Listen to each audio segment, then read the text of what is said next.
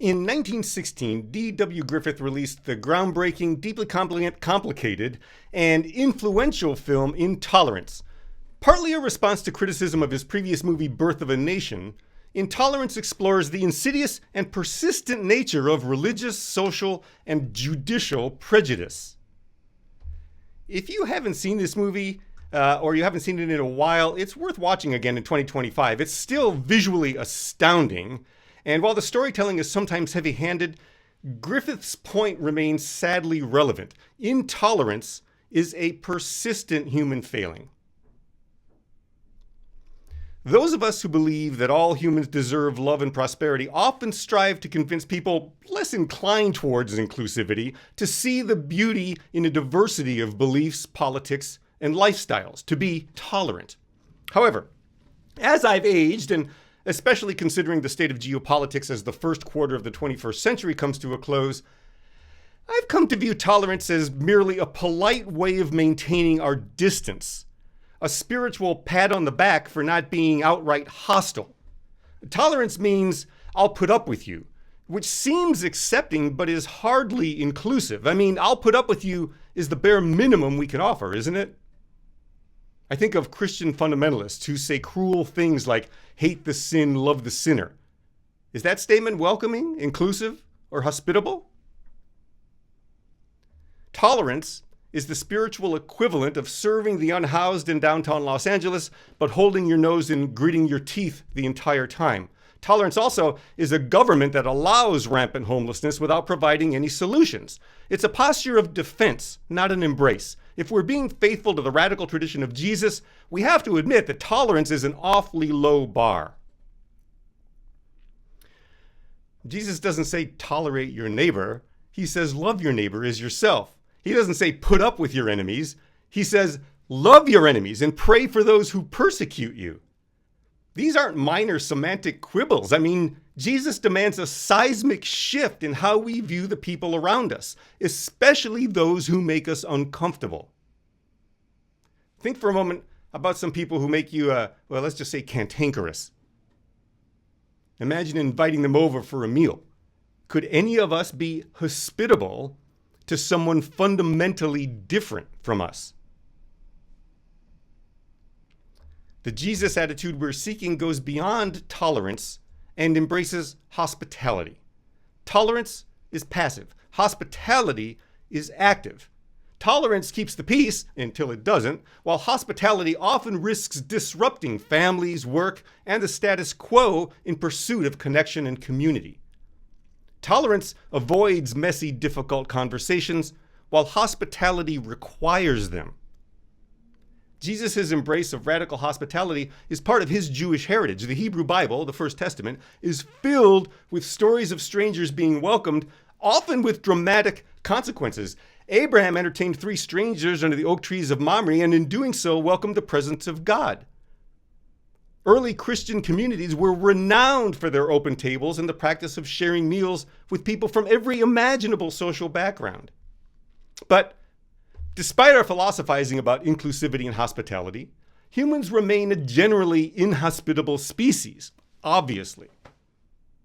Evolutionary mechanisms largely cause this unfortunate trait, though. We've programmed for survival, which makes us all a little selfish and suspicious of people unlike us.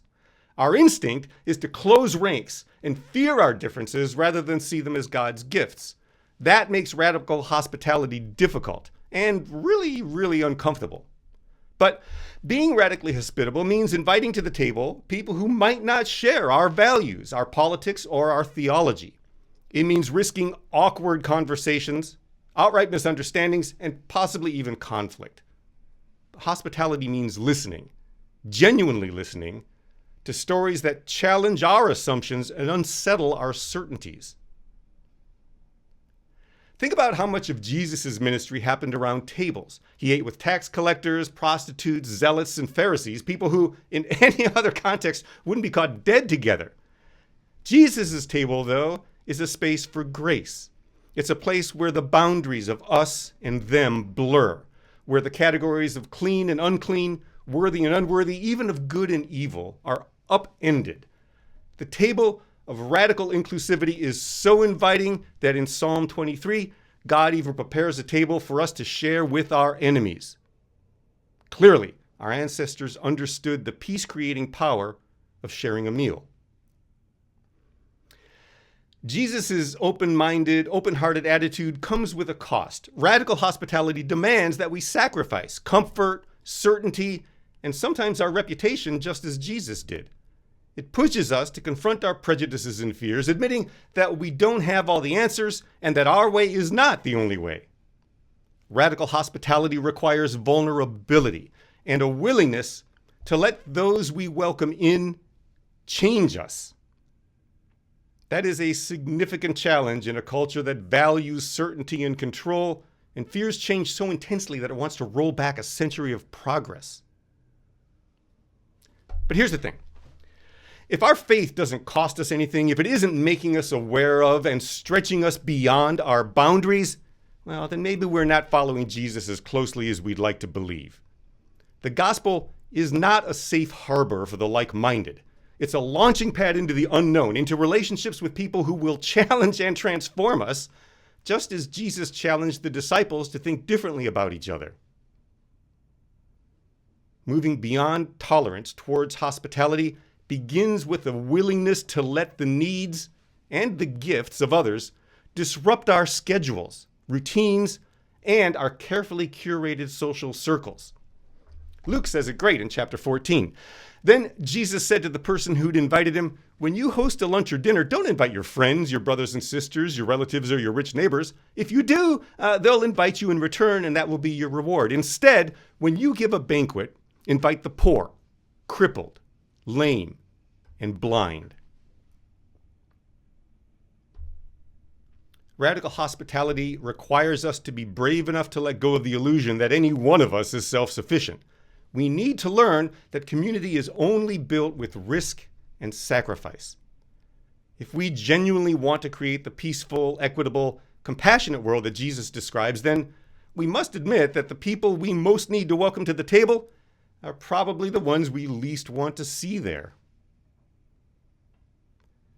I'm going to do my best to start moving beyond my comfort zones, and I hope you all will too. Let's stay focused and intentionally recognize our boundaries, opening our doors a little wider. Let's invite people who unsettle us into the conversation.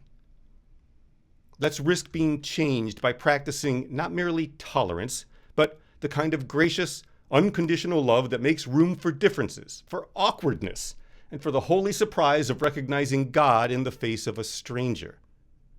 That's the kind of hospitality that changes the world, one table at a time. Amen. Our discussion question today is, in what ways do you embrace or hesitate to practice radical hospitality? In what ways do you embrace or hesitate to practice radical hospitality? This should be a good discussion. Take a minute or so just to gather your thoughts, and we can stay in the big room today so we can chat with each other, but just take a moment to gather your thoughts, and then I'll put us in the group.